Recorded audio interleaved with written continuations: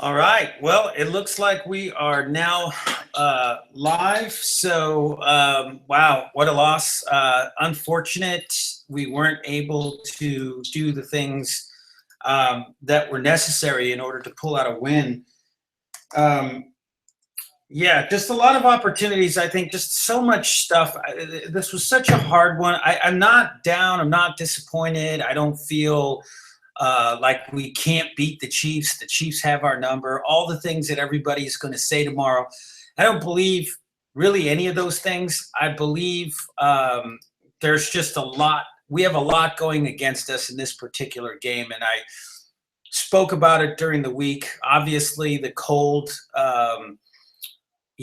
Exaggerated the problem to Derek Carr's pinky, playing in normal weather conditions. Your bones, they respond to the weather. It doesn't matter what anybody says, your bones, if you have something that's broken, if you have something that, 10 years ago you had a problem with, um, at the end of the day, the weather begins to affect that. The cold, storms, different types of things, it starts to affect it. And they were showing the graphic on TV when he was catching the ball, that pinky didn't want anything to do with touching the ball. And then as he was handing it off, it was bouncing against the running backs. And so obviously throwing balls behind people, floating balls, his accuracy was just completely off. It certainly worked against us. I think Kelechi Osemele not being in there certainly worked against us. Um, Seth Roberts today just did not have a very good football game. Defensively, I mean, I thought, you know what, we did a really good job. Did a really good job in terms of the running game. Very poor decisions in terms of how to stop the big plays of Kansas City. So we were able to contain them and corral them. But unfortunately, uh, uh, Kelsey just, I mean, you got a guy, it just baffles my mind. You have a guy that 2 weeks in a row now is at 100 yards receiving. This guy should be the guy. I know that we have um, just problems in our secondary. I mean, I understand that Sean Smith has to be helped out. You can't have him. David Amerson is not going to be good when he has to reshuffle, reset his feet. Not a quick twitch type player, more of a long, lean type of player. So they're going to have problems against these quicker, smaller, faster wide receivers. I remember watching the one game that really stuck out to me was the preseason game last year against the Rams, where Tyvon Austin was doing whatever he wanted against our secondary. So, it just wasn't meant to be at this point. Again, short week. You look at a short week. You look at having to travel. You look at the playing in a very, very hostile environment. You look at the cold weather. You look at being without one of the cogs on your offensive line that you really need. I mean, if you were going to go in there, you really needed Kelechi Osemele to be in there, and they just didn't have it. They just didn't have it. So, you again, I looking forward. We're tied with the Chiefs right now. I think right now we're probably going to have a problem. Well, we lost this Chief game. We could potentially lose the game, perhaps against Denver. Um, because again, that's just going to be another cold weather game. It's just going to be another ugly game against a good defense. Austin Howard, and I don't want to, again, like I said, I'm not super upset. I'm not super down. I'm not like, oh my God, this team sucks. I think this team is loaded with talent. The players themselves, Derek Carr was off. But the players themselves are loaded with talent because of the injury. There were several opportunities. Again, dropped passes in the end zone. Derek floated it. Roberts dropped it. This game could have been a lot different. First downs being dropped. Amari Cooper, that's a touchdown. So there were several opportunities for us to be able to get back into this game and to even pull ahead. But it just was not meant to be. But the one thing that I will continue to say, I just do not understand. Austin Howard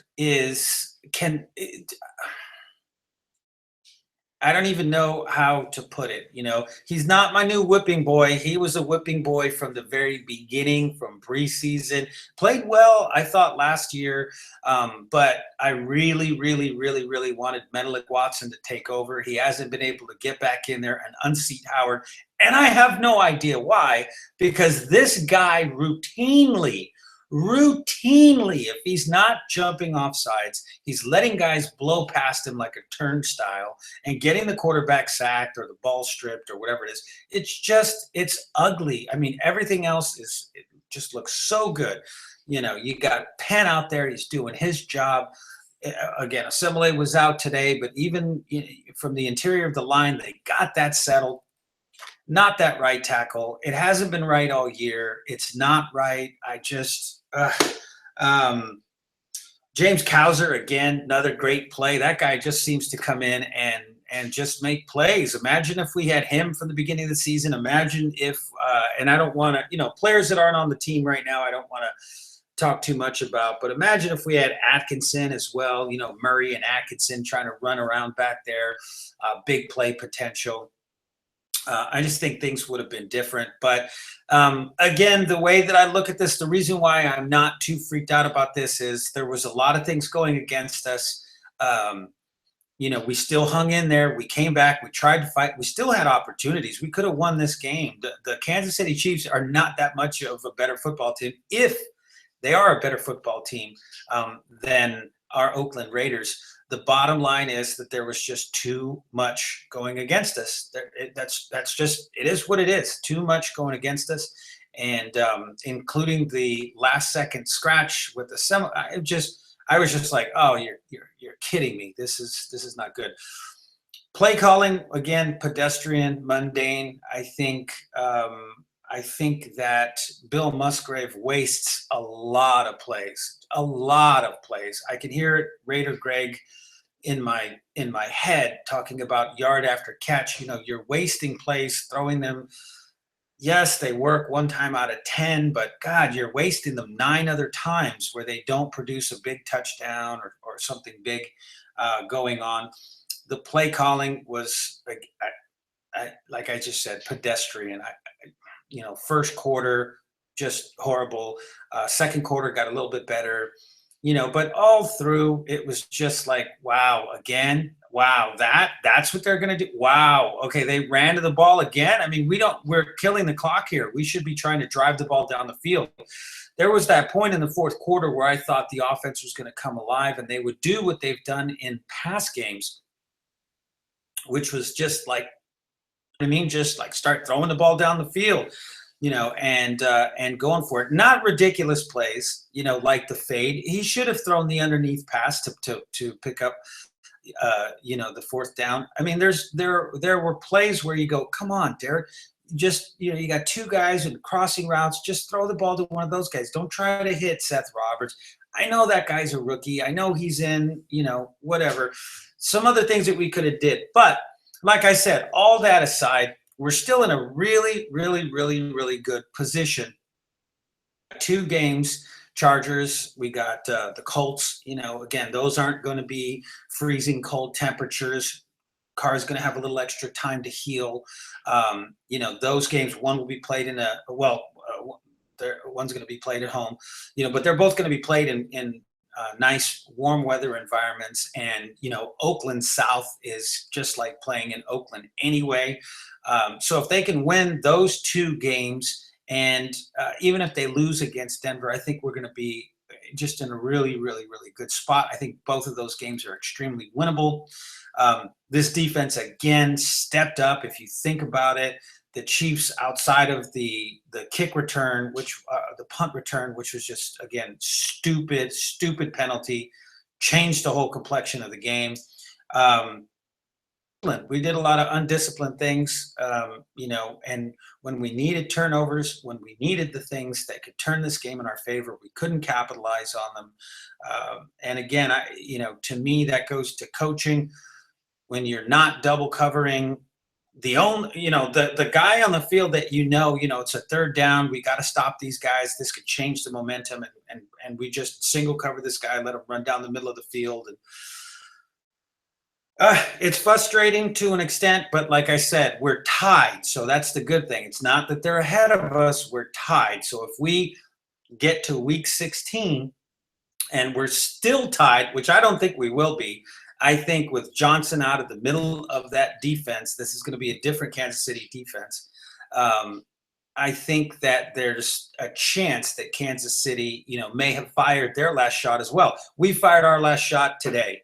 And what I like about this football team is once they lose, then they put games together back to back, right? They get a loss, they look at it, they say, okay, what did we do? How did we do it? And then they start putting some games back to back. So I'm going to go ahead and open up. We got a couple of callers on the line. Can't do it. Can't get too loud. It's a school night. My daughter's here, but and we didn't necessarily get to victory. So we got a caller calling in from Visalia. Caller, you're on. Hey, how's it going there, Pirate? How's it going, brother? Well, we got to remember we're 10-3. Likely one more win will probably guarantee us a playoff spot. And the other thing we got to look at as well is that we just win one more game in Kansas City, we still will be AFC West champs. So don't get down yet. And also, when you look at the stats of this game, if you didn't know the score, you would say Oakland would probably win, considering the fact we outrushed the other team by double. We had the ball 3 more minutes than they did, and we beat them in turnover ratio. Yeah, we Put did. that on the top together. Yeah, we should have won this game. There's no reason why we shouldn't have won this game. Well, like I said, if you take away the punt return, right? If you take that away, if you just remove that, if we actually punt the ball, pin them back, play good defense, the defense played well today, other than the fact that they chose not to cover Travis Kelce at any point during the game. There was one play that I saw him make a play against double coverage, one play of his 7 catches, however many catches. I don't have it up in front of me here, but only one play where they decided to double cover the guy that was going to keep the chains moving, for Kansas City. Other than that, they did a great job, in the run game. I thought, they let a couple of passes. Amerson, again, uncharacteristically, so I'm not going to hold that against David Amerson. I think by and large, week to week, he does a fantastic job back there. Sean Smith, we didn't call his name out, so you could say that he did a good job. Right now there's 2 guys on this football team that I think are just absolutely holding back what this team could potentially be. One guy is on offense and one guy is on defense. Austin Howard, the right tackle on offense, and in my opinion,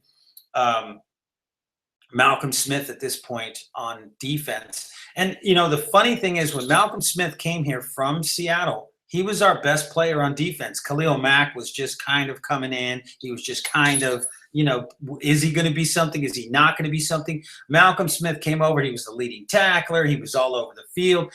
Very much like Marcel Reese, he was a very, very good player on a very, very bad team. And now he's basically an average player on a very, very good football team.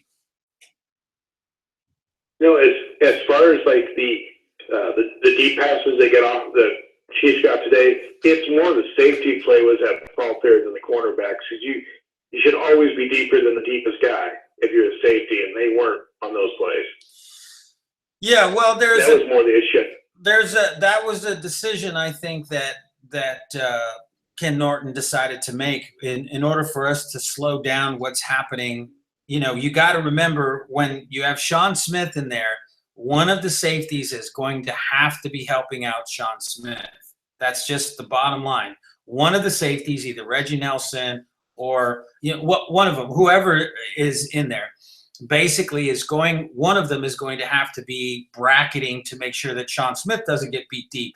And so you're then going to put Amerson and say, okay, Amerson, you're going to have to try to cover this guy one-on-one. And then what happens is you also have, Reggie Nelson trying to figure out, do I come up and support the run? Because the other guy's helping out with Sean Smith. Do I come up and support the run? Do I stay in the middle of the field? Do I start to shade over toward, Amerson's guy? Does Amerson have him? Are they going deep? So there's a lot of different things. This, like I said, I don't look at Sean Smith as, I think he's the thing that really, the fundamental thing that breaks this defense down. But I don't think play to play, he's going to get killed, and game to game, he's going to get killed. When I watch Malcolm Smith, I just see him get beat every single game by tight ends, every game. He hasn't had a good game yet against a team with a decent tight end, so the safeties are compromised. Yeah, the safeties are compromised because they've got to help out with Sean Smith. The linebackers are not athletic enough to be covering, the tight ends that are there. They should be having some safety help, and they can't get any safety help because the safety help is going toward Sean Smith. It's just, like I said, fundamentally, Sean Smith makes this defense a problem. But at the same time, if you're Ken Norton, you got to be sitting there and you got to be saying, well, but we can't ask this linebacker to cover these tight ends. He can't. He's how many? Okay, so you look at last year, then you look at this year. How many games do you need? How many times? How consistently does somebody need to keep slapping you in the face before you say, okay, I should stay away from that guy, or I shouldn't walk over to that guy. That guy, if I walk over, hey, Bob, how's it going? Oh, okay. Well, and I go over again and I get slapped again and I go over again. After a while, I'm going to say, you know what? I'm not going over there. That guy can stay over there. He can hang out with those people. And if he starts to approach me, forget it. We're either fighting or I'm heading off in the other direction. So at this point, we've seen all of last year, Malcolm Smith, the liability, single covering tight ends. I think he's a good linebacker. I think in terms of his tackling, I think in terms of his run support, his instincts, I think all of those things, he's a good linebacker.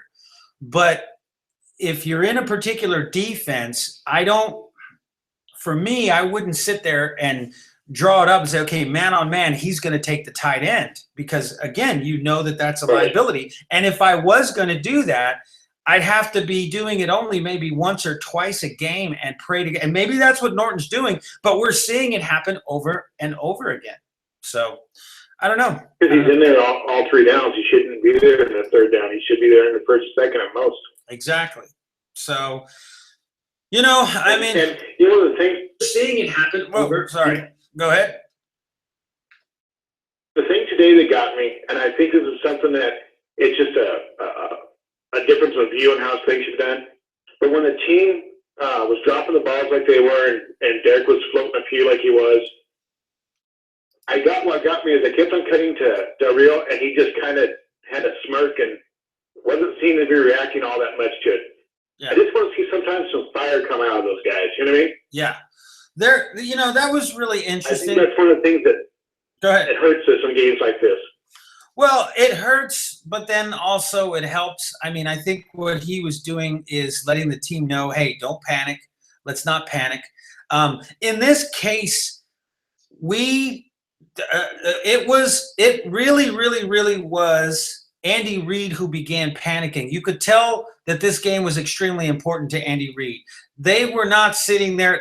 When you're going for it on 4th and 1, 4th and 2, when you go for it twice on 4th down, when you're doing certain types of things early on in games, you look at it and you go, hey, this guy, this is really important to this guy, and they should all be important. Don't get me wrong, but they shouldn't be so important that, like Jack Del Rio in Oakland, when we played the Kansas City Chiefs, you make the wrong call and it changes the complexion of the game. Andy Reid, you can tell this was, hey, we're not getting any respect. We got to win this game. We got to do this. And I think Jack Del Rio was just kind of telling the guys, hey, keep it cool, keep it calm, keep it nice and easy. We've been here before. I believe in you guys. He kept going to Derek Carr. Hey, it's okay. It's all right. This was, in my opinion, And okay, this is going to be Monday morning quarterbacking it, or armchair quarterbacking it, or whatever you want to call it. But when you have a game like this, and it's a very, very important game, it's on a short week. You got a quarterback, his finger, the weather, everything you got is going against you. Your best offensive lineman is out. You have to be able to run the ball on this football team. You really need time of possession. Your quarterback is just not as sharp as he would normally be. To me, I just kind of look at it and I'm like, why wouldn't they have just put Matt McGloin at some point? Why wouldn't they have put him into this game? I'm not talking about saying, hey, Matt, you're getting all the snaps this week. We're sitting Derek out. We're resting his pinky or whatever. But I'm just saying, I mean, come on. We at a certain point, even us as fans, I'm sitting here and I'm like, this guy is just off today. And I love Derek Carr. I'm not saying in any way that should continue. I think, Frank, though, but it kind of answers your question by the other way around. If that was the case, if he's worried about where he's going, about getting them out there, he should have been also yelling at them when they looked like they were asleep out there. So it's kind of like you switch the quarterback, and then you now because you have that quarterback that's been pulling back games. You know what I mean? Yeah. Sometimes losing confidence in him, even if he's playing bad. In a certain sense, but if you were to, let's say, put Matt McGloin in there and say, okay, here's what we're going to do. We're just going to line up and we're going to try to pound into these guys. We need to see whether or not we can be physical with these guys. Like I said, I'm not saying start them, at the beginning of the game. I'm saying when you get to the third quarter and you're sitting here and you're saying, okay, we keep getting the ball.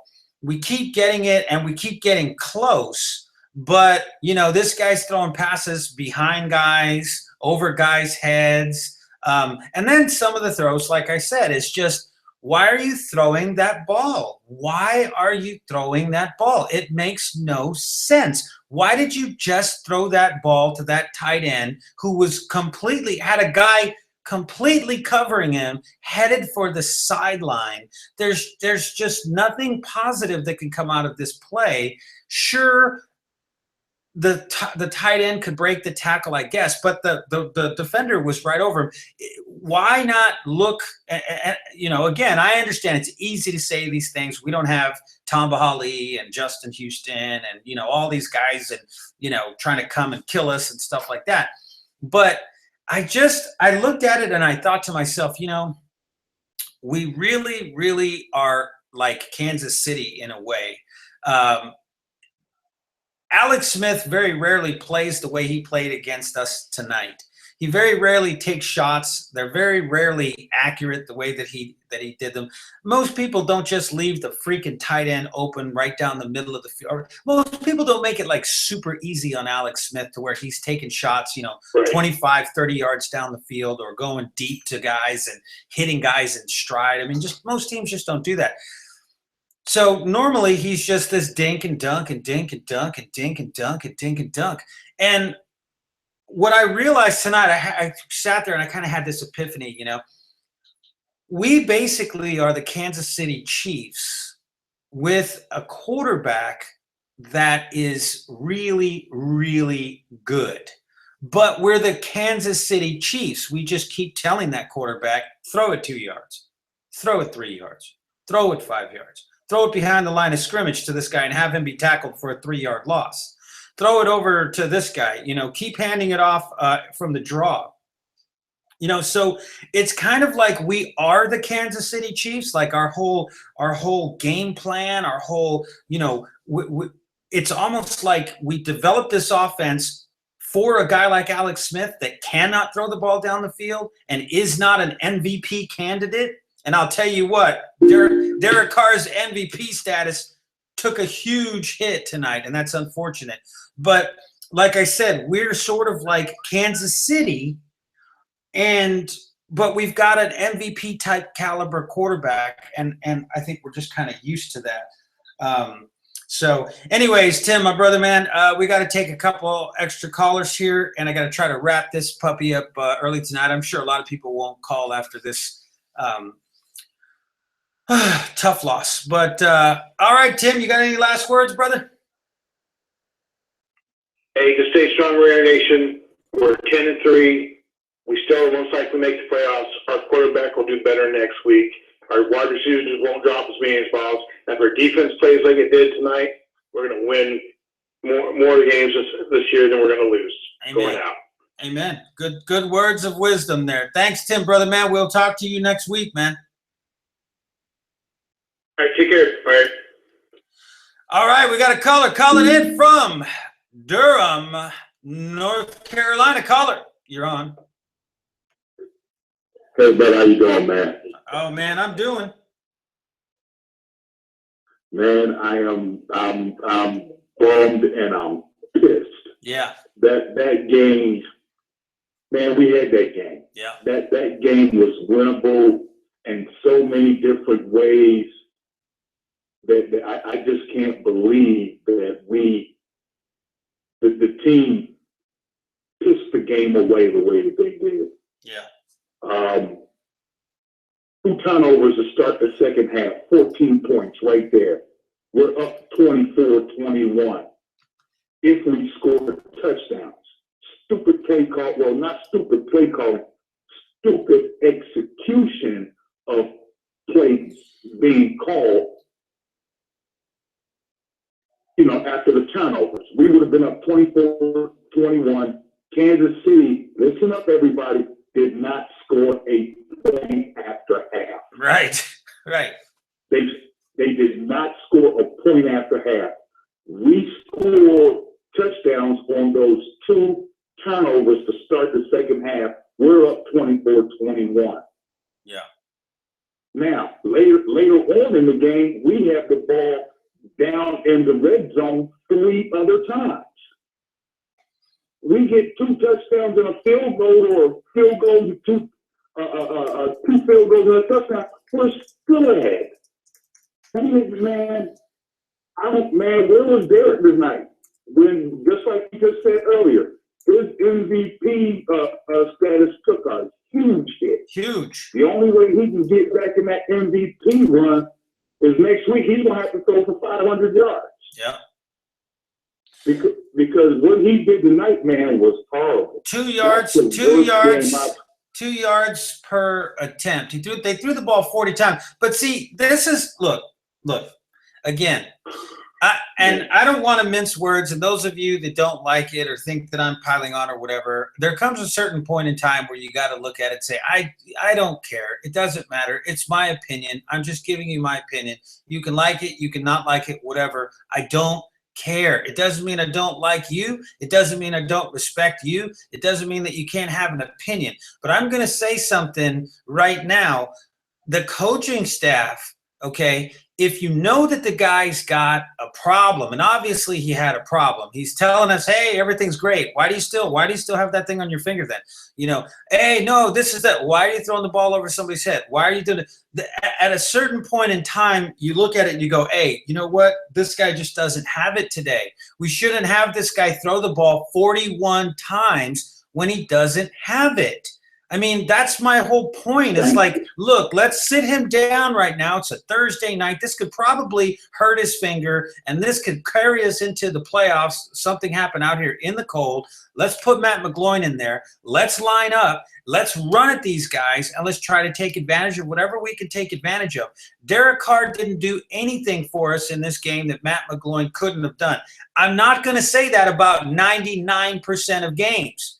Don't get me wrong. The people that are going to jump on and be like, oh, Pirates said that Matt McGloin and Derek. No. What I'm saying is Derek Carr did nothing in this game that Matt McGloin could not have done. You know what I mean? And he would have been under center, and our running game would have been more dynamic because Murray ran well today. Again, I don't think he ran – like a beast. But, I mean, the bottom line is he ran well today. He had some good runs. He had over 100 yards, whatever.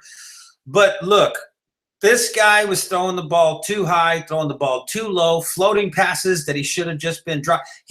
There was 5 or 6 passes, 6 or 7 passes, I'd say, that Derek Carr routinely makes on a freaking dime I think in any other type of an environment. The cold in this case definitely, without a doubt, was a factor in this game. Anybody that says it wasn't, either that, but see, other people could say, well, no, it was his finger. But again, in Buffalo, he played pretty well with that finger, right? Right. Go ahead. I agree with you. Byron, you don't have to take the hit. Tell them ISO Raider from Dom, said all those things about Carr, but you're absolutely right. They should have yanked Carr out of the game and put Matt McGloin in. Now you can start running play action because Matt McGloin can get up under center, and then we can execute the long game from that point. But as long as you leave Carr in there, the only run play you had was the damn draw. Exactly, which you cannot run, you can't run outside. It's very difficult to run outside, particularly against fast-flowing linebackers. As soon as Johnson went down and they looked at it and said, you know what, man, Derek Carr doesn't have it today. I don't know about yanking him, but you tell him, hey, come over here. Hey, listen, you're struggling right now. You figure, no, I want to go in. No, listen. Right now, you're holding this offense back. You know what I'm saying? So now they're missing their middle linebacker. We're going to put McGloin in there for a few series, and we're going to run the ball right at these guys. We have to score right now. We have to. Maybe we bring you in the fourth quarter when we're tied or something like that, and we can continue to move forward from there. You're going to start next week. There's no problem with this, but we must get more dynamic. Going into Kansas City and trying to gun run a bunch of draw plays, it still worked. I mean, we still got 100 yards, but it was just not very effective, and that's the only thing really that was working, right? I think McGloin probably could have. McGloin played at freaking Penn State. So go ahead, Isaac. Right. I mean, McGloin. You're absolutely right. McGloin could have done everything that Derek Carr did. See that's when you needed that coach to come in and say, Derek, you're done for the night. Right. We need to get more productivity out of the quarterback position. Your fingers hurt. You're not throwing the ball correctly. I mean, I've never seen him throw the ball like that in his rookie year. Right. I mean, kid was just completely off. That's when the head coach has to come in and say, look, dude, you're killing us. Yeah. You're hurting us more than you're helping us right now. And then you give him the two examples. We had the ball down in the red zone twice, and we came away completely empty. No points. Not even a damn field goal. Right. Because the mistakes that you're making in the third quarter will cost us the game, and which the mistakes that he made in the third quarter, the red zone or around the red zone, 5 in the third and 2 turnovers, and then we drove the ball downfield 3 other times, but nothing. Right. 3 points is all we came away with halftime, when we should have scored 21 points at least. This game should have been 41-21 but man, I am so just disappointed in this thing, man, because you had an opportunity to seal up the AFC West with splitting with Kansas City. Now, like they said, we went from 1st to 5th, win another game that should have been a throwaway game just to stay in the hunt, for a wild card. Now, that puts you in another predicament right there, because if Miami or someone else like that, I mean, even at the record we're at right now, 10-3, we should still get in if we win 2 games. But in the history of football, the Oakland Raiders are the only team that ever win the division and not make it to the playoffs. Right. Actually, they swept the division. Yeah, swept the division, won every single team. Yeah. It's not over yet. I think the main thing to look at is, we are tied with Kansas City now. The tiebreaker only comes in if we remain tied at the end of the season. we don't know if that's going to happen or Right, not. they win the tiebreaker. Exactly, but we don't know if that's going to happen or not, right? They could lose to Denver. They could lose to a few teams. I mean, their middle linebacker's gone. The thing they got going for them is they got a couple of home games. They got a few home games coming up for them. So, but they look disciplined outside of a few of the procedural things. The strip sack, the interception that he threw.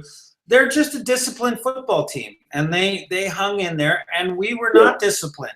We had false starts. We were jumped off sides. We had that punt killed it. The punt really, really changed the complexion of what was going on. All of a sudden, we were down. But like you just said, and again, I don't care what anybody says. You don't like it? I'm sorry. It's my opinion. But we had too many opportunities. When you sit down and you say, look, if we can get 3 turnovers in a game, we should win, right? We should probably win.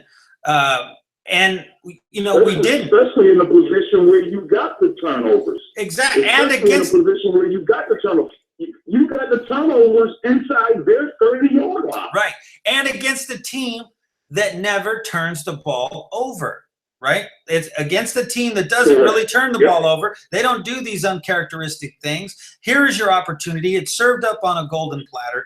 And again, like I said, in my opinion, from a coaching perspective, I didn't like what they did defensively. I think it's very hard to do what they tried to do offensively.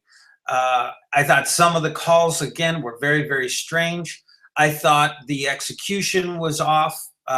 Again, I think that Derek Carr makes those throws to Seth Roberts. He makes even that throw probably to what's his name, the big wide receiver. Walford. No. Walford. I can't even think right now, man. I'm so disappointed. Andre Holmes. Yeah, Andre Holmes. He makes that throw to Andre Holmes. He makes those throws, right? They don't have quite so much air underneath them. That ball, look, man, in those cold temperatures, that ball gets hard. I mean, it's tough. So once again, I mean, in my opinion, I think at a certain point you start to look at that game and you start to say, we've got to just pound the ball at these guys if we have any chance of winning. They didn't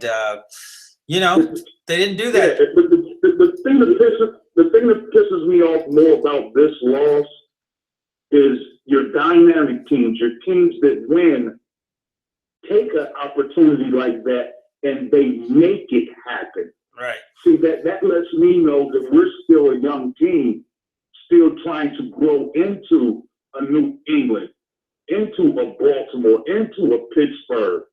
Teams like that when they're faced with the same game scenario like we were tonight, win and we lock up everything's in our favor from this point forward, and now we don't have to struggle when it comes down to the last 2 games to get a win and be in.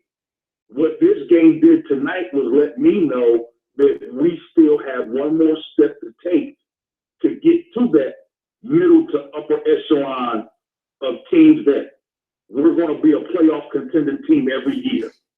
And you become a playoff contending team every year by taking games like tonight, capitalizing on those mistakes that we made the other team make, and putting games away. We didn't put the game away. We did not capitalize on the turnovers that we got. And I'm just sorry, man. This game is solely on Derek Carr. Yeah. I mean, they didn't score a point. They didn't score a point after half. The defense played well enough to win the game. Yeah, granted, I knew 87 was going to kill us because the tight end has always been this team's Achilles heel for the last 2 years. And everybody that's a Raider fan should have known that. 87 going to kill you. You just have to limit everybody else.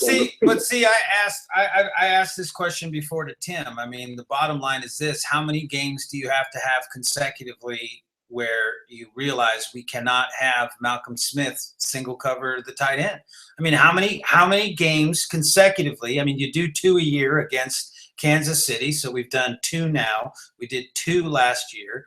You know, how many times are you going to keep drawing up a defense where you're exposing a guy that can't do what you're asking him to do? Give this guy some help. Chip, I was watching it, and again, I won't be able to download the game usually until well, it might be available tonight, but probably until tomorrow. So I'm watching guys just running right off the line of scrimmage. Nobody's chipping them, nobody's blocking them, nobody's redirecting them. These are all timing passes. Alex Smith drops back there, throws to a wide open guy. I mean, come on. You know, there's got to be something more to this defense than that. We talked about it. You know, again, there are some natural weaknesses on both the offense and defensive side of this ball, and you know, the one fundamental weakness that doesn't kill us on a regular basis, but it sort of plays into the whole thing, is Sean Smith, right? So you need to help Sean Smith. You can't have him one-on-one, right? So that takes a safety or it takes a linebacker. Not with little wide receivers. You're exactly. Right. So that takes a safety or a linebacker. So you're hurting the defense in that way. And then you have a linebacker that when you are asking him to cover tight ends on his own, he's a problem as well. So you have, but the thing is, there's a difference between procedurally and like play by play. Like when you look at this defense, you say, well, the weak link on this defense is Sean Smith, right? We cannot leave him by himself. So he's, in effect, he's a weak link. Okay. But on a play-by-play basis, he's not killing us. If he does have to be one-on-one against a bigger wide receiver or against guys that are running crossing routes or against, you know, comebacks and things like that, he's not killing us. Malcolm Smith is just a complete liability when it comes to single covering tight ends, and yet they continue to do that. And it just makes me scratch my head. I don't understand why. Well, the players that we have that can cover a tight end, Reggie promised him that he would go forward other than going backwards. The player that we have that can cover a tight end is Bruce Irvin. But Bruce Irvin wants to be a rush outside and across from Khalil Mack. Yeah. Irving, when he was in Seattle, was the cover linebacker in that defense, not Malcolm Smith. Malcolm Smith played middle to the weak linebacker. Bruce Irving played over the tight end and ran with the tight end in Seattle's defense. But in our defense, they have Bruce Irving playing defensive end. Right. So he's attacking the quarterback. That's what Bruce Irving wanted to come here and do, and that's what they're allowing him to do. But he's your best damn cover linebacker because he's faster than everybody else in your damn linebacking core. Yeah. So, I mean, you're absolutely right. It's a procedural thing, but the hell with procedure. Let's play the damn game. Well, that's what I'm saying. You must mismatch. You've got to do different types of things. If you don't have the personnel on the back end, there are things that you must do on the front end, in particular with your tight ends and your backs. It's a lot harder to do with wide receivers and slot backs and even H-backs and guys like that. But, you know, you've got to get guys to stop those guys on the line of scrimmage. They're asking these guys to do too many things. I was listening to Lincoln Kennedy. He said they've got to play man press. The corners have to play man press, but they also have to play contain if it's a run versus pass type of defense. So that means that they've got to, you know, be sitting there with their man, but also watching to make sure that it's not a play action and the running back is moving to. This is a tough defense. They're asking them to do a lot of different things, and the less parts that you have in order to make up for that. The old school Raider defense was very simple. You got, Lester Hayes and Haynes on one side, and everybody else is playing man, and it's your guy against our guy, and our guy's most likely going to win. What we're playing now is this ridiculous shell game where it's like, hey, our weakness is under which one of these cups is our weakness under? You know what I mean? And like we're doing it really slow. We're moving the cups. You're like right there. Yeah. It's fucking. We don't even have cups. We have we have 2 cups, so you can actually see the marble when the cup is not on the marble. You know what I'm saying? You're like, which one is it? Where is it? And you're like, it's right there. You don't even have a cup over it. It's there, It's right there. Yeah. I see you moving it. Right. The other problem that we have, the other problem that we have is what we also talked about way back in the New Orleans game. Sean Smith and David Amerson cannot cover those small, shifty wide receivers. They can't do it. I understand what Lincoln was talking about manning up right there, but if you man up with Smith and Emerson, that number little 10 and 12 and 13, that's shooting ducks in a bucket. Right. Our defense is never going to win those matchups. No. Because you've got 2 corners, one at 6'2", one at 6'3", one at 210 pounds, the other one at 230 pounds. That's a mismatch. If I was the offensive player, I'd take that shit all day. Right. I'd torch the hell out of the damn Raiders. Exactly. I'd torch the hell out of the damn Raiders doing that. Right. But the thing is, man, I'm gone. I'm out, man. I'm so pissed off, man, at Derek Carr's performance in this game. I'm ready to watch some basketball. Yeah, man. Hey, man, you guys keep up the good work, man, and I'll holler at you next week. All right, brother, man. It'll get better. Later. Late. Yeah. All right, we got a caller calling in from Sunnyvale, California. Caller, you're on. Hey, what's up, man? How's it going? What's going on, man? Not much. Just disappointed from this loss. What'd you see, man? What are your thoughts? I thought this game was solely Bill Musgrave's fault.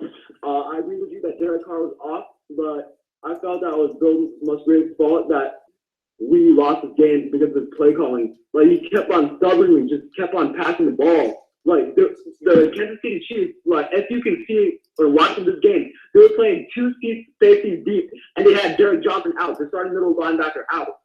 If we had kept on running the ball in the second half, we would have won that game. Yeah. Well, that's what we were just talking about now, and I think people are going to misconstrue what it is that I say, because that's something that a lot of people will do. They'll take one thing that you say and they'll make it into something else.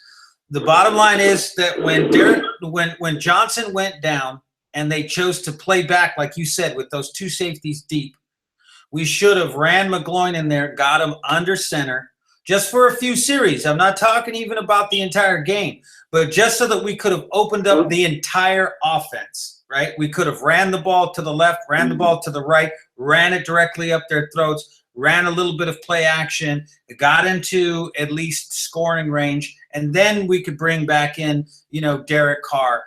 But the bottom line was they chose to basically continue to have the same type of offense that they would have had, against anybody else. And it wasn't going to work. It didn't work in the first game, and it didn't work in this game.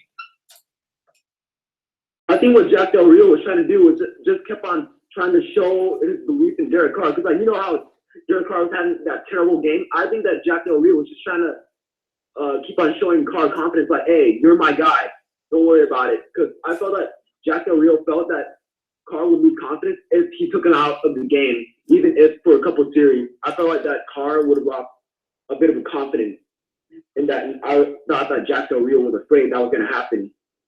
Yeah, and that's possible. So that's possible, but you also have to, you got to look at the all you're trying to do is score some points. What you're trying to do is you're trying to take advantage of the fact that your defense is playing really well. You've got the turnovers that you need to get in order to beat a team like this. You're not down by that far. You continuously have a quarterback that's overthrowing guys and the timing is off, the throws are off, guys are open, but he's either lobbing it when he should be throwing a bullet, or he's bulleting it when he should be throwing a little bit of a lob to let a guy run underneath it and get some more separation. So there comes a point in time where you just kind of have to look at it and say, this says nothing about you right now. What we have to do is get somebody underneath the center. That's what we have to do. We need to get our fullback in there. We need to get our halfback in there. We need to get a quarterback directly under center so that they don't know if we're rolling out. They don't know. When they can see you sitting back there 7 yards back, catching the ball, and then handing it directly to the running back, it's very easy for them to flow to the ball. But you can do so much more stuff when they can't see where the ball is, when you're turned around, when your back is to the deep. There's just so many reasons why being under center is more beneficial in the run game. And we just couldn't do that. Derek Carr said, well, I could do it if I have to. Well, we should have, obviously. But again, there was a lot of film. Something was wrong. The finger, he wasn't grasping the ball with his finger. He was keeping his hand wide open when he was throwing the ball. I think the weather had something to do with it. I think it made it probably more swollen than it normally would be, or more sensitive than it normally would be. Probably freezing out there. Exactly. Sorry about that. So again, you don't want that to be something that's going to carry on to the rest of the season. Do you really want to take the chance of him, damaging that hand, right? And again, anybody that's watching this right now, nobody's blaming Derek Carr or saying that Derek Carr is a terrible quarterback or that Derek Carr is anything else. Don't take what we're saying and put your own narrative around it. What I'm saying is, in this situation, it probably would have been better because of the fact that he was struggling and clearly was off. We're not talking one throw, two throws, three throws. We're talking the majority of the throws. You tried to throw the ball 41 times with a dude who just seemed off. So I can understand that you're trying to get him back on, but that's a large number. Now, what would you normally do with a normal quarterback if that were the case? You'd start running the football. The problem is you can't run the football because the guy's got to be in the shotgun or the pistol formation, and it's much more difficult to try to do that. We still had success. I get it. So if we had so much success and we were running so good, why didn't we score points? Why didn't we keep moving the chains? Why didn't we do this? Why didn't we do that? My point was really, really, really simple. A normal quarterback would have said, okay, I'm struggling. Let's start running the football. They would have concentrated on running the football like we did against Kansas City. We couldn't do that here. Part of the reason we couldn't do that was the direct result of the quarterback. The fact that the quarterback's finger also was causing his throws to be off also goes back to the quarterback. So maybe, just maybe, and again, you don't want this guy to hurt his finger even more on a freaking frozen field in Kansas City on a Thursday night when it's 20 degrees, and now he's gone for the playoffs. I mean, come on, man. All of these people, you look at the comment, oh, you guys are talking about Derek Carr, No, man, I'm just saying, why risk it? Why risk it? It was holding back the offense. It potentially could derail us in the playoffs if he were to get injured. And they were begging us to run the football. You know what I'm saying? They were sitting back there in the too deep. Their safeties were back there, 15 yards, man. I don't know. Exactly, the middle was wide open. Well, that's what I'm saying. But you're gonna get everybody commenting, "Oh, you guys just hate Derek Carr," blah blah blah blah blah. Anyways, brother. So did you see anything else that stood out to you before we go?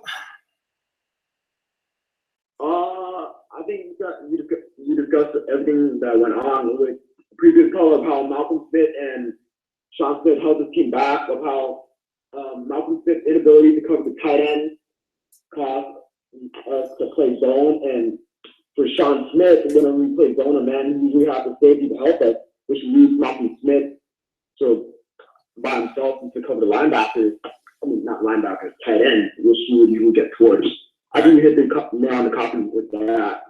And also, I agree with you with how Carr's throws are off. Like, you know how Khalil Mack had that trip back and we had the ball in the red zone? I saw Carr just lobbing a pass up to Seth Roberts when he got the Marcus Peters 10-yard. He beat Marcus Peters 10 yards deep. He just lobbed it up and the safety just went in and knocked the ball away. I was like, what? Right. I was just confused. Oh, my God. Well, that's why I said that's a throw that he makes. That's a throw that Derek Carr makes 9 times out of 10, probably 9.7 times out of 10. And you say, what, 0.7? Yeah, if you look cumulatively over more than 10 throws, you're going to get these little like half points. So he makes it more than 9 out of 10 times. He's going to hit that throw. That's just kind of what tells you, man, why did he throw it like that?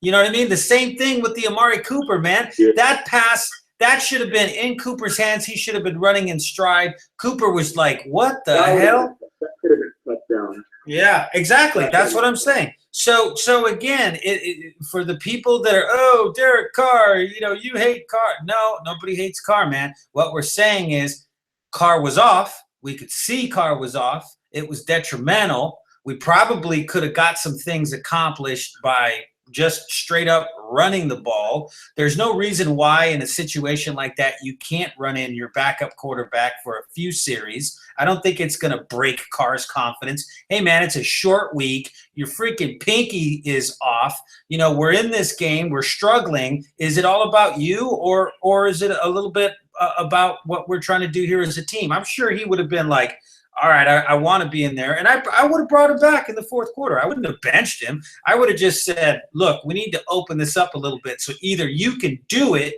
or we got to send this guy in. That's what he's here for. Situations just like this. You know what I mean? So, yeah, anyways. I understand what you mean by that. Like, at first, I was confused when you said start McGloin, but after you start explaining why we need McGloin, I agree with you. Yeah. From there on. Absolutely, man. All right, brother. Well, we appreciate you calling in, and we hope that you call in next week after the show. Tonight's a late night. My daughter's sleeping, so we're not going to go too long here, but we will be on. We do a show on YouTube during the week, so check that out, and really appreciate you calling, brother. All right, thanks, bro. Good night. Take care, man. All right, we got a caller calling in from Greenville, Tennessee. Caller, you're on. How you doing, Pirate? Well, you know I'm doing, I suppose. Man, tough loss for the Raider Nation, this Tennessee Raider colony. And I just want to say, like, I've been noticing something for the past couple of weeks. Like, David Anderson really has been struggling. I know he was hurt last week, but prior to that game, like, he had been giving up a lot of big plays. And I know our defense suspect, but we really need his pass defense, because last year he led the lead in pass breakups last year. Yep. And this year, since the Tennessee Titan game, David Anderson really hasn't been playing that good. And then I want to get on. I want to move along to I feel like this game was really tailor-made for like players like Seth Robinson. I think Seth Robinson left a lot of plays on the field. Yeah. I know Derek struggled early, but I feel like that catch that Seth had, and he let the deep back come in and just knock it out of his hand. I think that was a big play, and it was a lot of drops. And I don't know what it just seemed like our receiving core. I don't know what it is about our receiving core. We one of the most explosive teams in the league, but we drop the ball so much during games. I mean, you could just imagine how many yards and how many touchdowns we'll have, but we can just secure the ball. And I just really think it just comes to a lack of attention to detail. Yeah. Basically. And then one thing I want to get to too, you know, I'm a big Derek Carr fan, But I think all the parading around with the interviews everywhere on Mike, I love my Raiders. I've been a Raider fan since '85, since I came out the womb. I'm 31 years old. Been a Raider fan all my life. My dad bred me to be a Raider. Yeah. But this is keep seeing Derek Carter keep doing all these interviews.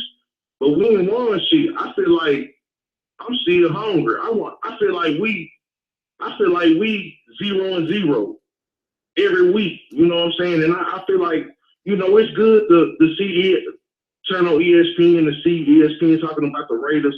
But we can't get too ahead of ourselves because the same things happened to Cam Newton last year. When they got too ahead of themselves, a rude awakening happened. And I agree with you, Pirate. I feel like Derek Carr should have been yanked this game. I feel like Matt McGloin could have done more with this team because I think Matt McGloin is an underrated play action quarterback. He can run some play action. If you can run the ball good and give him some good play action, he can make some great throws. Because if new Raider fans don't know, Matt McGloin, I think his first game, he thrown for like 3 or 4 touchdowns his first game. Nobody ever, and he was undrafted. So yeah, and he came. We just lost this game. It's so. He's a Penn State kid, knows how to play in the cold, knows how to play in the snow, understands the concepts, has been with the team for a while. And I'm not even saying yank Matt. I keep hearing that too, and I don't want people to misconstrue what it is that I'm saying. I'm not saying bench Derek Carr. I'm saying for medical reasons, when you get to that game, and you start playing that game, and you see in the first half and in the second half, okay, we got some turnover. We got some things that we probably should have capitalized on, but this guy's throwing it a little bit. And I understand, like I said on the halftime show, I get it, because if he would have pulled this game out, then you'd say, oh, what are you talking about? You're crazy. Look what he did. I get that. I understand that. I said it on the halftime show. Derek Carr will probably do some fourth quarter halftime heroics, and everybody's going to say, Pirate, you're crazy. When they went into the half, when they came back out, when they started to get those turnovers, and they had the opportunity to get in front of this football team, and they didn't. Yeah. And they didn't, right? And you could see the throws were off, and the throws were continuing to be off, and there was something just a little bit off. Yeah. And then when the linebacker went down, all of a sudden at those points, you start to say to yourself, okay, I think what we need to do right now is we need to be more dynamic, and we need to just lean on these guys right now. We're in this game. It's close enough. Yeah. Now, if it was 28-3, I'd say, oh, well, no, you're screwed. Stay in there with Derek Carr. Exactly. Because there ain't nothing that just like you saying. Yeah, go ahead. But I was just trying to figure out, like you were saying, Pirate, to try to piggyback on it. Like when Derrick Johnson went out, I was like, oh, that's great, because I know we can get our running backs in the passing game. Why we didn't use our running back? But like you said, Derek Carr was off. Like it was a lot of throw, and he was. And to be honest, if you watch the game and you really can observe the game and you know the game, he was jittery a little bit. But he had the protection. It wasn't like, because Justin Houston didn't have a sack. I mean, it wasn't like they had a lot of. They got to him, I think, like one time or something. Like, yeah, no, he had a sack. Yeah, he had some time in there, and he was just jittery. And I just think, I think the coaching staff should have just looked at this game. I think Jack Del Rio should have just shocked the whole league coming out of this game and just should have started Matt McGloin. Because you got to think, we got to prepare for the playoffs. I think the Raiders. I don't think we need a bye week. I don't think we the team gonna be like the Giants. We need to be that type of team. We need to get momentum. Yeah. We don't need to be no team with no to sit back with a bye week and get the home, and have a team that just had a wild card, and we're not built for that. Like I think we just need to keep building steam. And I think this loss was kind of a good thing for us. I think a wild card is a good thing for us. I'm kind of scared for us to get a bye week. Well, Because the we got a problem, young but team, the and you don't problem, know how our young team. the problem with that is that if you look at the teams that we may have to go and play after the initial wild card, so if we're the 5th seed, you know, we'll be playing at home. But if you look at I'm sorry, the 4th seed will be playing at home. But if you look at potentially having to go to Kansas City in the snow again, or to New England in the snow again. You don't want to do those things. You do. I agree. I think we're a good road football team. I would love it if Indianapolis or, you know, somebody that was in a dome, they were the number 1 seed and we had to go and travel there. But I don't, you know, looking at the way that this game panned out, I don't want this team to be playing in the snow. You know, we're going to see what goes down in Denver. Last game of the season. If we lay an egg the way we laid an egg tonight in Denver, you know that we can't play. We're not necessarily this year a cold weather team, and that may be the thing that again holds us out. You know, and But I think Pirate. The main thing we need to do is get Derek Carr hand healthy, because absolutely, it's a problem. Right, it's a problem. So I think if we can win one game, if we can get in the wild card, and he can rest a couple weeks, that would be beneficial toward this team. Sometimes you have to sacrifice. If we can get 11 wins, we for sure a spot in the playoffs. That's guaranteed. If we win another game, that's guaranteed. We're gonna make it to the playoffs. We just have to get Derek Carr healthy. Right. And because running out that shotgun and that pistol, we is not Cam Newton type offense. We don't run that type of offense. Right. Like you said, they get to read and see what we get to do. They were penetrating so quick. It was like, damn, we ain't even got 100 yards passing. Yeah. We're one of the most explosive teams in the league. Right. And think about it. Even Cam Newton doesn't do 100% of his plays from shotgun. Nobody does 100% of their plays from shotgun. Nobody. There is nobody out there. What were we going to do if we so we're going to go from 2 at the freaking goal line from shotgun? I mean, it just exactly. You know what I mean? I don't know. You want to get. And then they got so many pass rushers. Why would you want to get in that predicament anyway? Like, you really like playing into their favor. They got so many pass rushers. Right. Like, it's crazy, but I'm really proud though that I'm really proud of that defense though. Like, and that defense though today, I'm gonna tell you an unsung hero. Ain't nobody talking about in the Raider Nation. Have you realized this defense been playing a lot? I've been really rooting for Nate Allen. Nate Allen is a playmaker. Nate Allen brings some stability to that safety position that we ain't been having. Like, if you notice though, Nate Allen, he be making some good plays, some great tackles. Like, the past couple weeks that we've been playing the best defense that we done played for our last 2 weeks, and Nate Allen been in. Right. So I always wanted him to be in. I want Carr to be in. I want Carr Joseph to be in, but on third downs, I want Nate Allen to be in. I think that's all I want to say. Yeah, absolutely. And I think they're out of position. Things are going to change next year. I think, that's something that's certainly going to have to happen. It's going to change next year as our safeties, our linebackers, But I know next year we gonna have a. I ain't gonna lie, next year though, I don't really see no player that's on this defense that really deserve to come back. Probably Bud Khalil Mack. I mean, that's indispensable. Well, I think anybody can go. I think Irvin is doing a good job. I think Khalil Mack's doing a good job. I think Danico Autry is a rotational guy.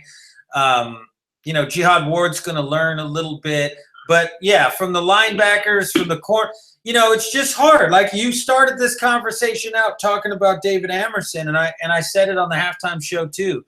David Amerson has 1 or 2 games a year where he looks like Lionel Washington. I used to call Lionel Washington. Exactly. I used to call Lionel Washington toast. he looks like toast, right? He just gets burnt. He gets burnt constantly. He has 1 or 2 games like that a year where he just looks like he is just horrible. But for the majority of the season, he plays, really, really, really well. I don't know why. I know it's hang on 1 second. Yeah, but I'm just saying, like, the money we paying these players, like. But you got to eat that. You got to eat that money. I just expect a little bit more. That's all I expect. Just a little bit more. You got to eat that money. You got to eat Sean Smith's contract and let him go. You got to bring back Carey because TJ Carey is playing well when he gets an opportunity. Yeah, TJ Carey, but I think TJ Carey needs to get a bigger role. I mean, exactly. I always feel like the Raiders, we gave up on him. Right. And Pyra, before I leave though, I always wondered why we gave up Terrell Pryor. Because if we would have had Terrell Pryor now, I mean, I know he's gone, but that was Al Davis' last pick. And man, if we had Terrell Pryor, right. Just think of what he could have did tonight. But I'm gone. All right, Brother Bad. We appreciate the call. All right, we got a caller calling in from Albuquerque, New Mexico. Caller, you're on. Hey, what up, Pirate? This is Pedro from Albuquerque, New Mexico. What's up, Pedro? Very, very, very disappointed, man. Hey. What's happening? Very pissed off. Talk to us, man. This is not my night. I've just been having a bad day. This loss is like a cherry on top on the crap cake. It really is. Yeah. Oh my god. Terrible effort. The offense wasn't there. The defense. Oh, geez, the tight end, Kelsey, he burned us. He freaking humiliated us. Embarrassing. This fool got 4 games in a row now because of us, where he had 100 plus yards that he caught. He started with Tony Gonzalez and some other dude, I forget his name, but yeah, Graham. It's not good, Yeah. I was really pissed off about that effort. Khalil Mack, you're a beast. You are a beast, man. Yeah. That offense should have rewarded your awesome play, man. He's the MVP. He's the baller of this game. A lot of busters on this team too. Marquette King. Oh, geez, man. Yeah. That field goal, that should have been a field goal. I don't know why that. Oh, man, you saw that, right? Where he freaking caught the ball, and he was supposed to put it for Janikowski to kick it, but he just, I guess it slipped up over there, so he just grabbed it and started running. I'm like, what are you doing? Yeah. If you watch his, if you watch his hands, and you were right there, man. It's like, come on, dude. If you watch, check it out. If you watch his hands, they showed the replay. And if you watch his hands, he's almost sort of like he's too loose. He's not ready. He's kind of getting ready, and then his hands are moving in this kind of fluid way.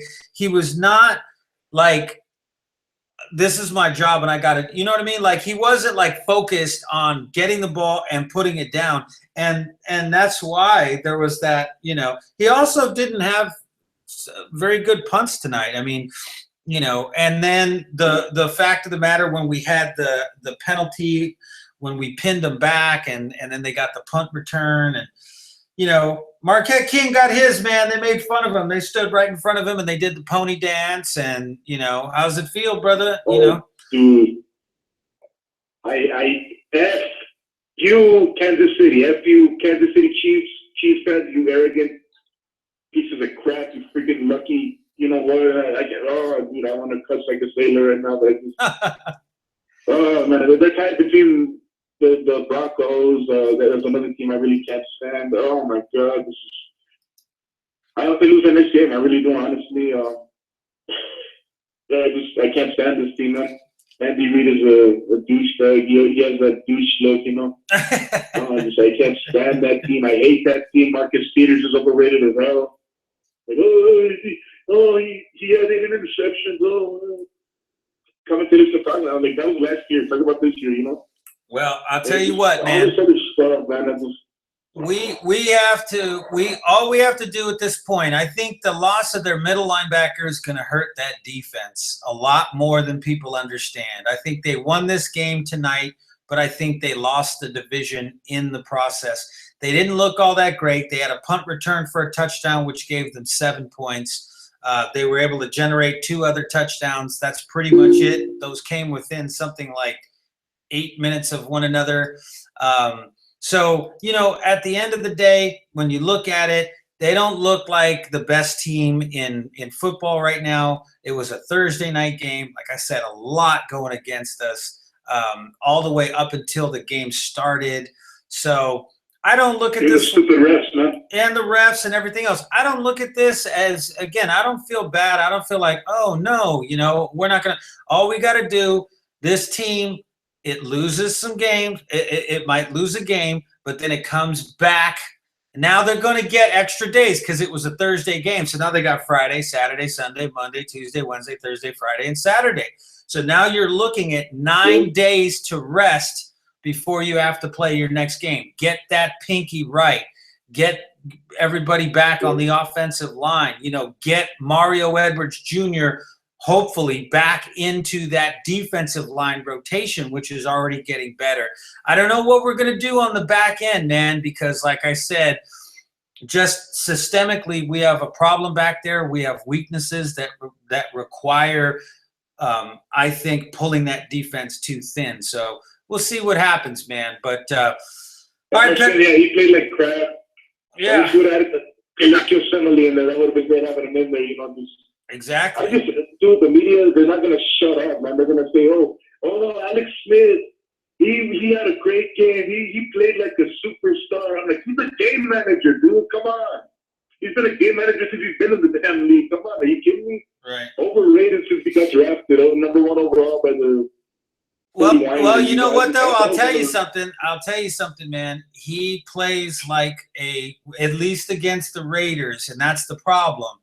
He plays like a really, really good quarterback against the Raiders, and that's the problem. I mean, he's for whatever reason, once he lines up against us, he gets the job done, and that's unfortunate because he's in our division. That would be great if he was in part of the New York Giants or something. Who cares? Okay, you played great against the Raiders.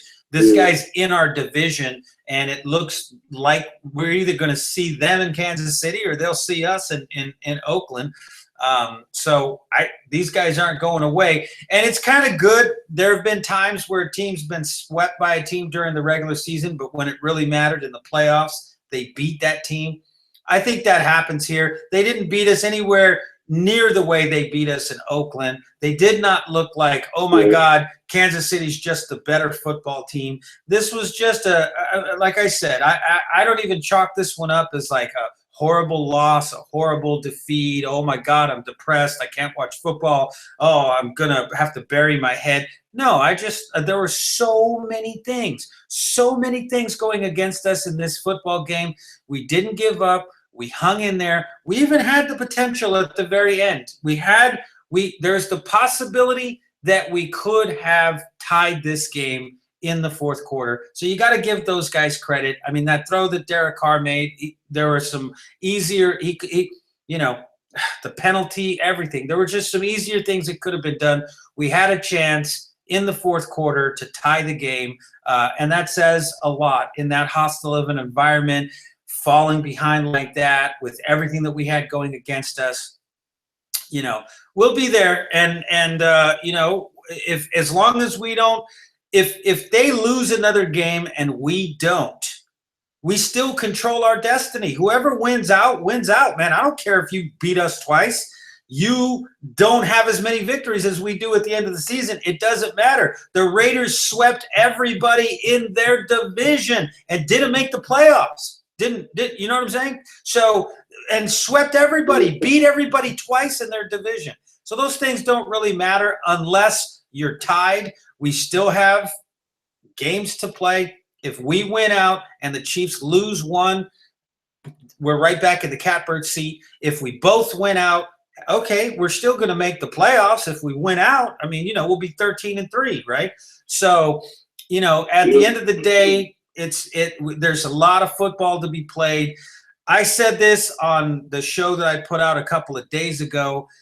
This National Football League gave Andy Reid 2 weeks to prepare for us the first time we played him, and then they gave us a short week to go to Kansas City the second time we played him. That shouldn't happen. That should never happen. You should never give a team a bye week to prepare for you the first time that you play, and then you shouldn't have to, in your division, travel to that team's home in a short week to play on a Thursday night. Those two things combined tell you that the league is, maybe they're not doing it on purpose or whatever, but that shouldn't happen. That's just incompetence. Oh, yeah, man. Incompetence. All right, Pedro, I got to go. My daughter's. They've had enough for us to speak out, man. Yeah, man. And just one more thing real quick. Sure. If they bring back Alden Smith, they let him come back to the team next week, I'm going to be super pissed, man. Screw Roger Goodell. Still the league, man. Seriously. Yeah, we could have used him. I'm not back, man. But yeah. Well, hopefully he comes Appreciate back. what you do. Yep. You nominate everybody. All right, brother, man. You take care. You too. All right, we got a caller calling in from Fresno, California. Caller, you're on. Hey, man, this is Jesse Raider. What's happening, brother? Nothing much, man. I want to make a couple points, man. I was watching a show from since you guys started, but I think I just made a call today, so I want to say a couple of things. First, calm down, guys, man. Who think we're going to make a playoffs, man, this year? Who thought we were going to make a playoffs? We all had it 10-6, 9-7. And we're 10-3. Calm down. We're going to still make a playoffs. And plus, on the card, I don't know. We should rest them next week because it's going to be a long week now. It's been 10 days from Thursday. We're going to play San Diego. We're going to give them another week off. We should start Matt McGowan next week. I think we can beat San Diego with that, with the bat. I don't know. And the next thing, on a Cooper, man, since the Tampa, what's it called, on the Tampa Bay Buccaneers team, since I thought we rise, man, with Cooper. He went for 170 plus or something. And since then, man, it's been downhill. He got, 4 receptions? 2 receptions here, there. And I don't know what they're doing with the Cooper, man. He's an all-star player. I mean, come on, man. You got to get him involved with the passing game. And we got to go deep. And plus, I thought we should have, what's it called, the speedy guy. We had it in the team wide receiver. We should, let him loose from the start. Just keep going deep, man. And I don't know what they're doing with the Cooper. I'm really pissed off with the Cooper. Other than that, I don't know. Let's go where we at. And the only thing that's bad, what's it called? We should have had it, we should had it go through the black hole. That's the only pissed off thing. But anyways, we gotta go to a pass now. Patriots. Let's see where we go. That's it, man. Yeah. So let's just address the couple of things that you said. So the first thing is, like we just said, I don't think anybody's freaked out. I don't think anybody's throwing chairs through windows or be getting depressed and not going to work tomorrow or anything like that. I think that the bottom line is this is a good football team. Whether or not we thought that they were going to be in the playoffs at the beginning of the season or not is irrelevant. Once you saw that they won 10 football games and you saw how good they could be, you move yourself out of saying maybe we can be a wild card team. Once you've won 10 football games, you have to move yourself from that ideology. That's it. It's over. So now you're just going to say, well, I'm just happy with whatever happens from here. I'm happy. Generally speaking, you don't do that. What you do is you say, okay, now we've reached that goal.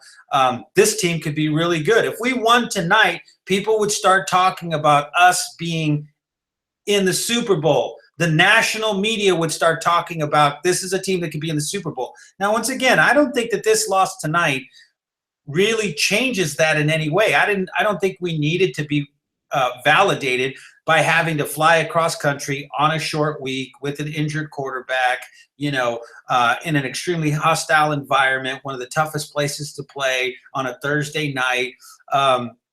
I don't think that changes anything. I think the bottom line is we are at 10-3 right now. We still are in talks for potentially being able to get into the playoffs and go deep into the playoffs. So from that perspective, I just think that a lot of people see this football team. They understand the talent. And it's frustrating to watch because like, God, why are we struggling so much when we have so much talent? And so you begin to question at some points play calling, players, everything else.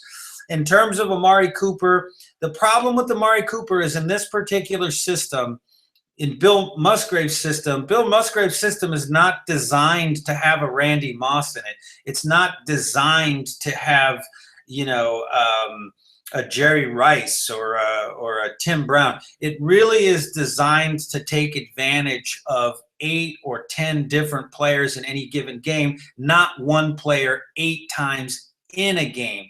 And so in certain matchups, it's Amari Cooper who's having to make those huge numbers. It's not designed that way. Bill Musgrave is not saying this week we're going to go in and we're just going to tear them up with Amari Cooper. He just kind of lays out this big web, and Derek Carr goes through these progressions, and Derek Carr's just throwing it to whoever is open, which is driving everybody freaking crazy because you have Michael Crabtree, you have Amari Cooper, you have so many different types of weapons that you can utilize that it's so unfortunate that maybe they might only get 4 targets. Where on any other football team, if you put Amari Cooper in Dallas, let's say, for example, and I'm not even talking with Dak Prescott, I'm saying with Tony Romo or anybody else, you put him somewhere, you put him in Green Bay, you put him with even New England or something like that, that guy's going to get, 8, 10, 12 targets per game. I mean, guaranteed. He's going to get that. They're going to feature him as the guy. In this particular offense, that doesn't happen. And again, that's why I think people get a little bit frustrated.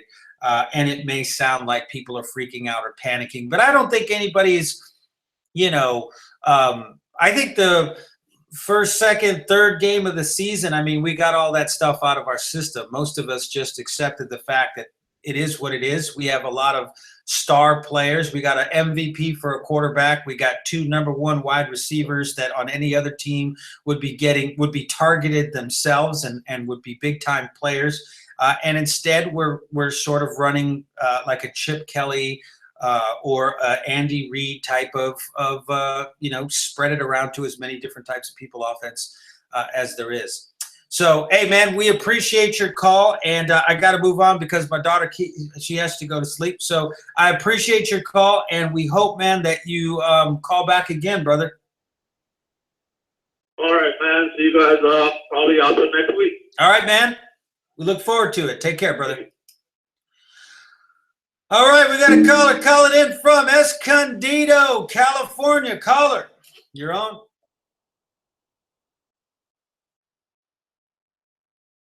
Escondido, San Diego, somewhere in that area? Chula Vista, Carlsbad, something like that? Are you there? Caller, you're on. Okay, we're going to put you on hold. We got a caller calling in from Richmond, California. Caller, you're on.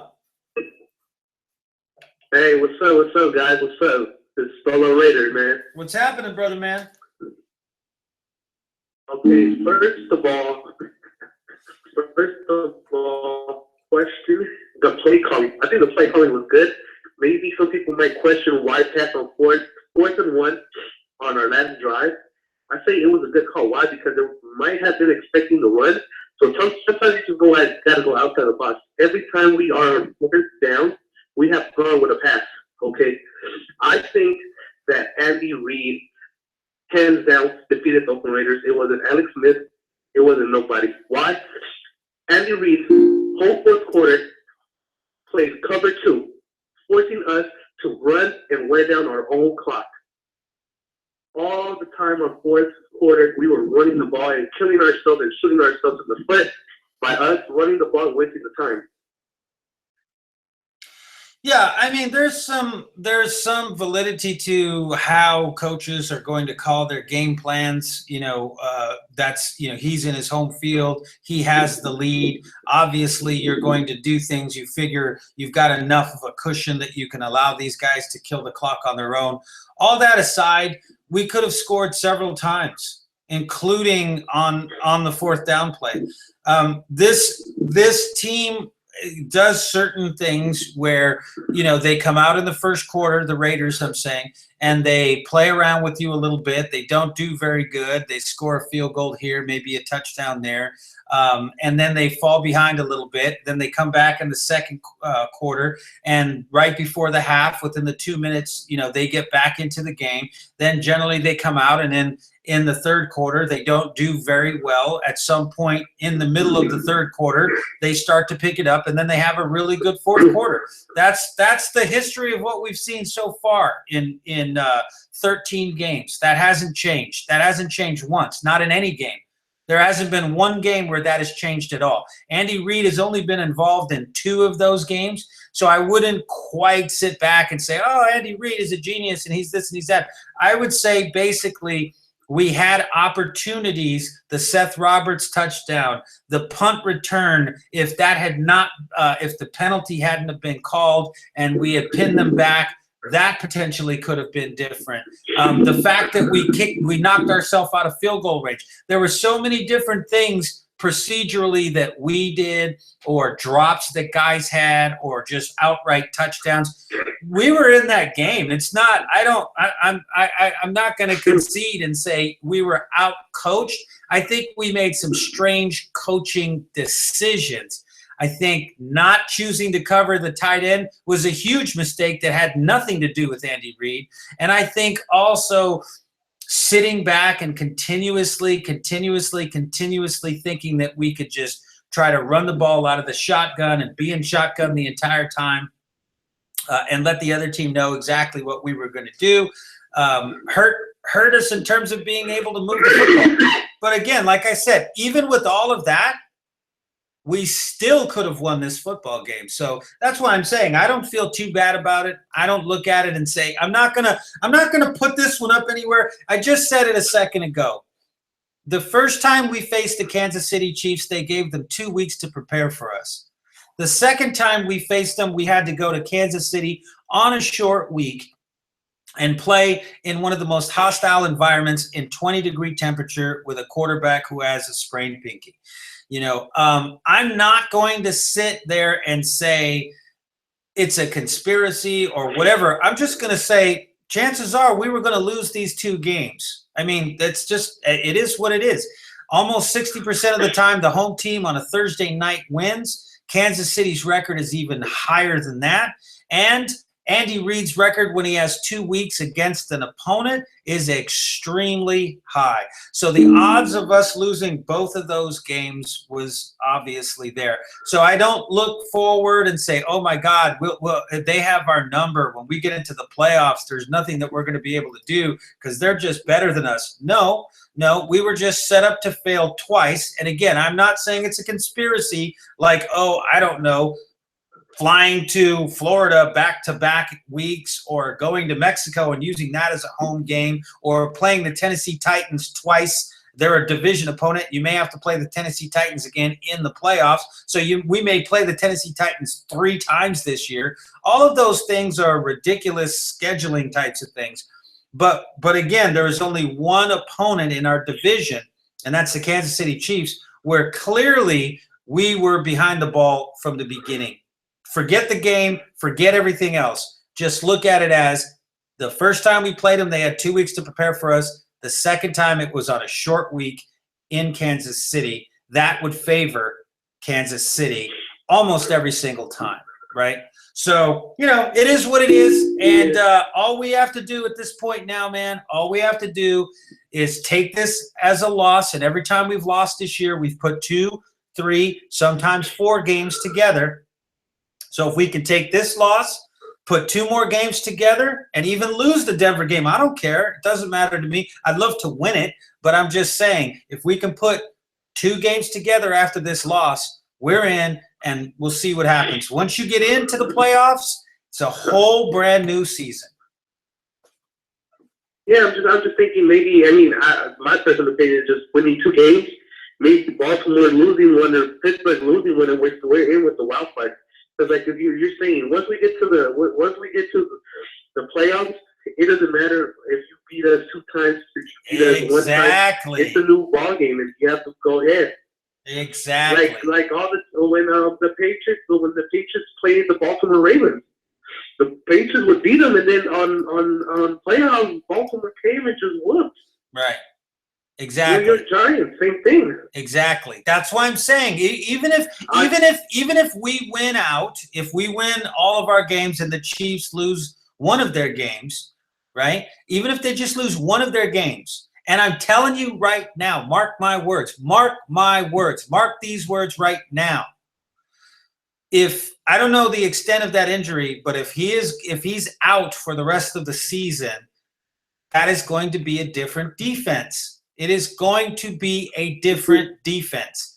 So it is not going to be the defense everybody keeps talking about. Everybody keeps saying, well, the Kansas City Chiefs have the type of defense to go into, go to the Patriots. No, they don't. Not without their middle linebacker, they don't. You know what I mean? So yeah, and that was noticed today. As soon as he went out, yes, the Tavis Murray just kept running into the middle, right through the middle. Well, he was in the game first, second quarter.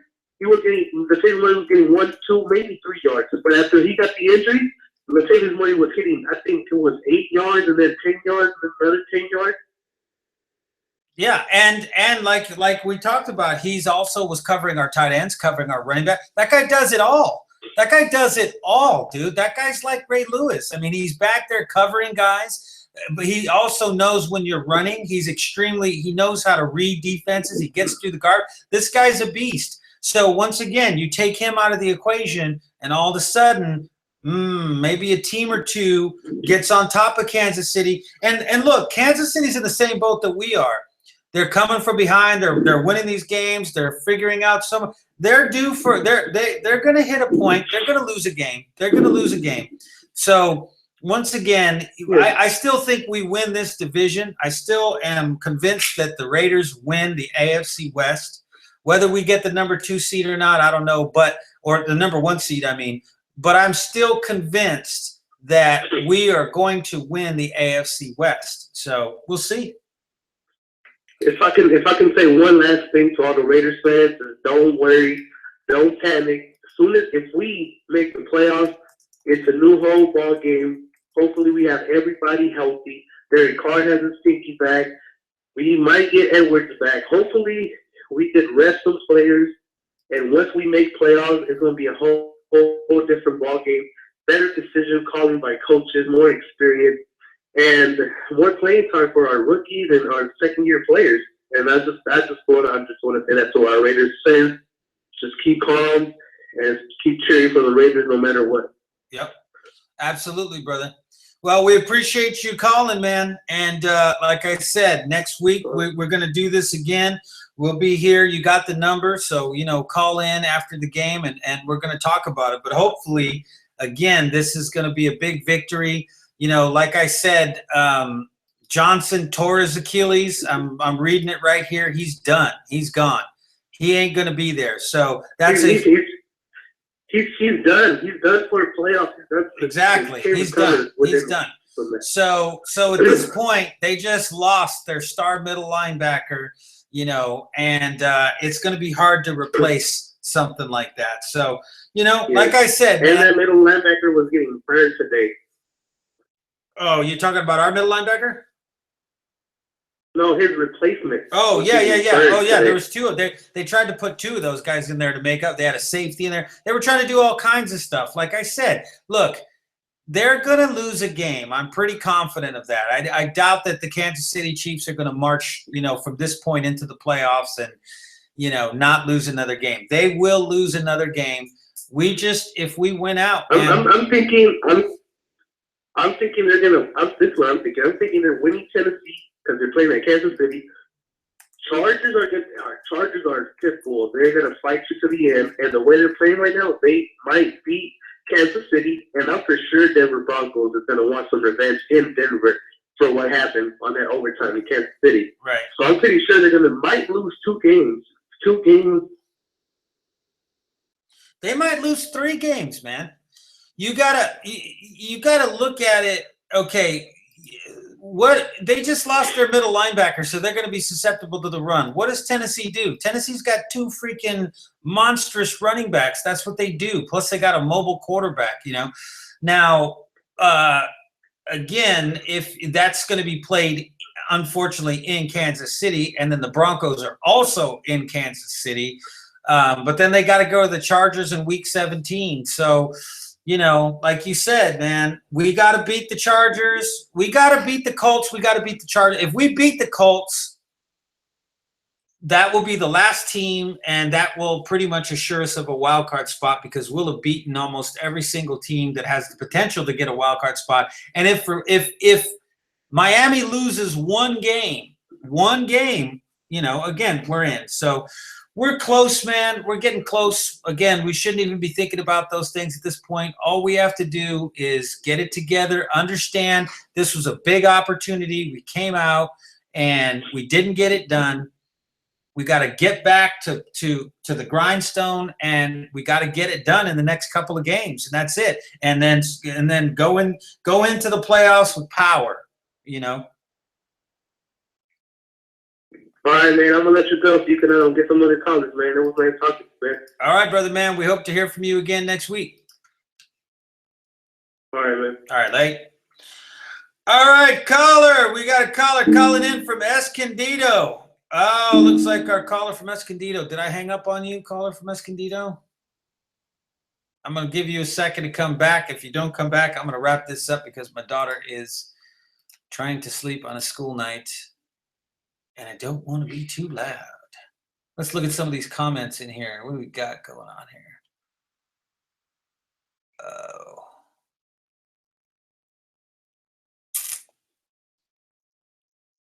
Carr is the franchise. Killer Demo says Carr is the franchise and Howard let him get pressured. Need to draft his replacement. We already have his replacement. What the heck's going on with Menelik Watson? He won that job, and for whatever reason, they've got Austin Turnstile Howard back there. I hate watching that guy. I know he's probably a good guy, probably a Christian man, wonderful, probably donates blood, takes like turkeys to people and presents to sick kids in hospitals or whatever. All those things are great. Hey, caller from Escondido, can you hear me? Hello, are you there? You keep coming on, but you're not saying anything. San Diego, are you there? Temecula, Vista, Carlsbad, are you there? All right, man, that's it. I'm out of here. I'm going to go ahead and shut down the conference, and then I will wrap it up. Just looking at some of these things. Yeah, Austin Howard, man. All right. Ted Cook, what about to tie and it's 3rd and 1 when Murray is blasting them and we throw 2 dumb incompletions? I can't say the last part of that. Derek Carr said something that was really cool in his little thing. He was talking about being a role model and being somebody that people could look up to. And I just thought that was kind of cool because, having a show, doing it the way that I'm trying to do it and be professional and be a role model for kids and things like that. I just thought that was kind of cool. I just wanted to say that they had it on the pregame when he was like, yeah, I just want to be a good role model for people. And so that they could see, hey, I'd like my kid to watch that guy or whatever. So that was kind of cool. Let's see. Okay. Canelo, the man, the myth. They did it last year, won 9 in a row. Yeah, that's true. Let's see if they do it again this year. KC just played the best game tonight, and it was given to them by an off night of our offense. I don't think so. I don't think they played their best game. If they played their best game, they wouldn't have thrown an interception, fumbled the ball and had it recovered. they didn't play their best game. They allowed us to get back into it. They allowed us to climb back into it, and they could have taken advantage of some other things too, and they didn't. So KC's a good football team. They're solid. But we'll see. Like I said, I'm not putting too much into this particular game, which I put a lot into most games. But in this, when I started doing the research for it at the beginning of the week, I was like, this is asking just too much. Even for this football team, this is asking a lot. What's going on here is asking a lot. Again, I want you guys to look at the schedule, how the schedule came out, and again, look at some of the things like playing Tennessee in the preseason, the third game of the preseason, which is where we would be our dress rehearsal. That could have messed us up for the first game of the season, right? Got us out of sync. So we played Tennessee, a conference opponent, had to play Tennessee again during the regular season. May have to play Tennessee in the playoffs. So we could play Tennessee 3 times this season. 3 times. Think about that. We could also play Denver or Kansas City 3 times this season. Flying back to Florida, you're talking about the Mexico City game as a home game. And again, you take a look at giving Andy Reid 2 weeks to prepare for us the first time, and then a short week this time. It's just, it was a lot. There was just a lot going on. Assimile being out with the mystery illness, Carl Joseph being out. I mean, there was just a lot of guys, the middle of our line, Darius Latham, Stacey McGee. I mean, so many guys, and these guys are contributors. These are not, when I looked at the guys on Kansas City's injury report, I was like, I never heard of any of these guys, right? And I look and I watch and I read a bunch of stuff, and I was like, there's nobody that really stands out to me. There was a few guys that really stood out. Okay, so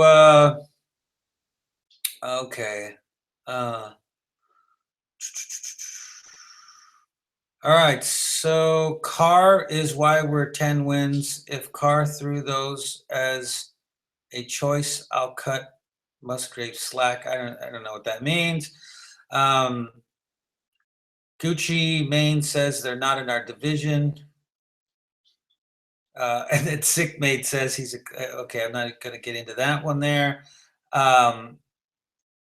Goodell needs to hurry up and reinstate Alden Smith. Again, agreed. They don't want to help us out. They don't want us to have the number 1 seed. So once we fall out of that contention, once we're struggling to just get in, he'll probably lift a pen, and with the mighty stroke of his pen will change the fate of an entire franchise.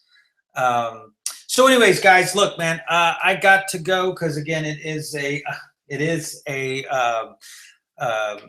school night. My daughter is already in bed, but Shannon keeps coming over, doing this whole thing like, keep it down. So, once again, I don't think that this is that big of a deal. I'm not feeling bad about this game at all, actually. And normally I would be livid over a game in our division. I mean, like absolutely livid. I see what I see. And again, those of you that are going to take what I say, take it out of context, turn it into some type of argument that you need to make you feel better. I'm not saying anything. I'm not saying anything negative about Derek Carr. I'm not saying anything negative about Musgrave or Del Rio or Norton or even Malcolm Smith. I'm just saying, based on what I observe, I find it kind of strange that we're doing this, or that. And I think, risking Derek Carr potentially injuring that finger even more. I know the game was important, but it just seems like we could have done some things slightly differently. And again, I was all on board for Bill Musgrave's offense. It didn't produce this time. So we just have to hope that next time that it does.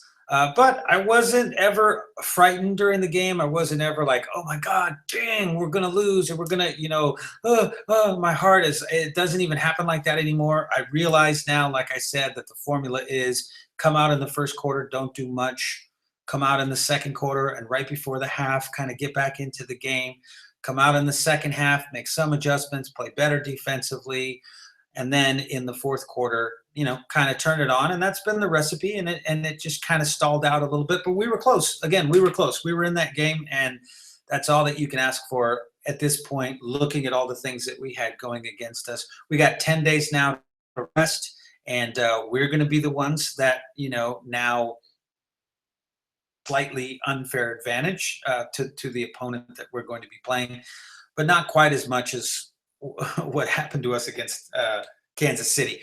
All right, guys. Once again, thank you guys so much for watching. And I don't think I'm even going to post this tonight on the Facebook channels and all that kind of stuff. I'm just going to probably put it on Google Play. I might put it on a couple Facebook channels. Do all the stuff that I normally do, which usually takes about an hour and a half in order to try to get it onto as many sites as possible. I'm tired, and yeah, we will talk with you guys again pretty soon. Again, if you're on the Facebook side, come over, subscribe on the YouTube side. And if you also are on the Facebook side, go over to the Will to Win and the Will to Win Fanatics and try to and hit the like on that side as well. And we will see you guys. I probably won't do anything tomorrow. Do anything until Monday. I'll have to check. Maybe I'll do something tomorrow. Who knows? But the game is technically over. So, and we don't really have anything going on tomorrow. I could do a breakdown tomorrow. We'll see. We'll see what happens. And yeah, we will see you guys when we see you. All right, guys. Take care.